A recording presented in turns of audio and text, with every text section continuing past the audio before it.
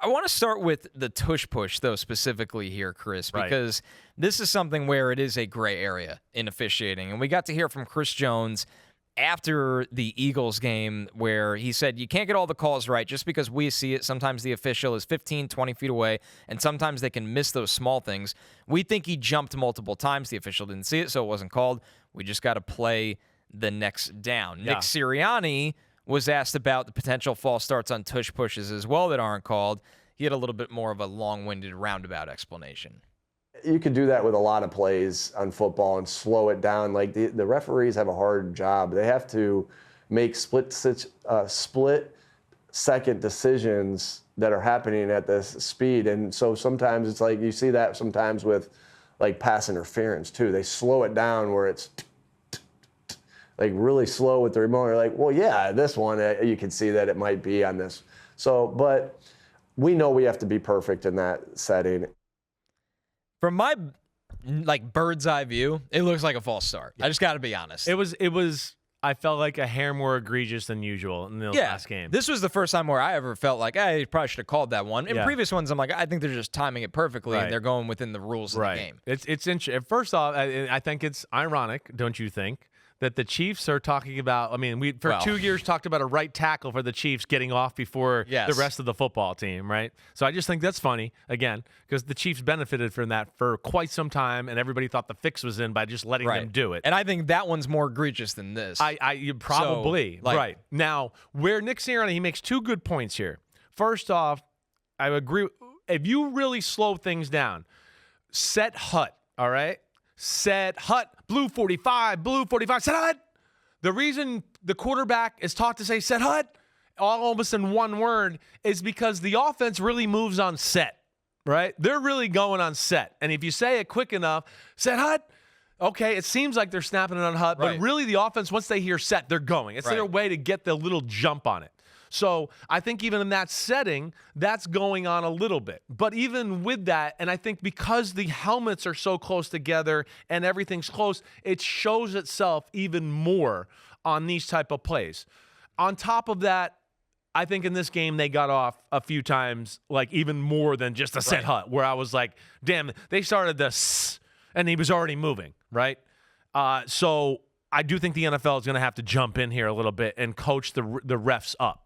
They're masters of this play. I'm all for keeping the play. I know some people are annoyed with it or whatever else, but I do think that game, there was 3 or 4 that I looked at to go, they can't let that go on. That's not fair to the defense. The defense is watching the ball.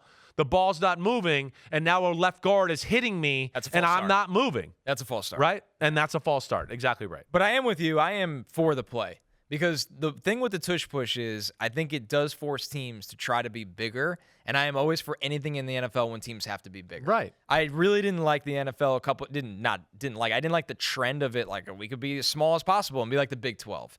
And now it's kind of reverse course. It's totally reversed. Yeah, everybody's running the ball, everybody's trying to be big again. Definitely. So that part I like. Dean Blandino on the Fox broadcast said, this is a pretty serious, words here. I am done with the tush push, guys. It's a hard play to officiate, like we've been talking about. Yeah, I know, but what's there really to just – all we got to do is watch that. I don't know if there's anything else to officiate. Just don't let them leave that egregiously early.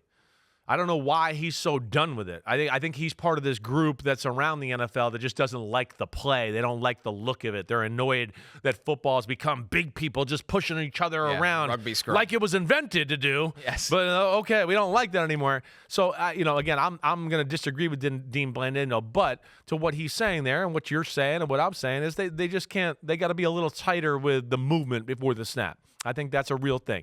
And to the other thing you say – there's people all around football trying to do this still, and they don't do it like that. That's the thing. I saw a bunch of teams on Sunday. I see teams on Saturday. We're going to do it like Philadelphia does. No, you're not, because I see you not get there. You're not Philadelphia. Right. They're special, and they obviously have a little niche, wrinkle, whatever, how they teach it that gives them an advantage.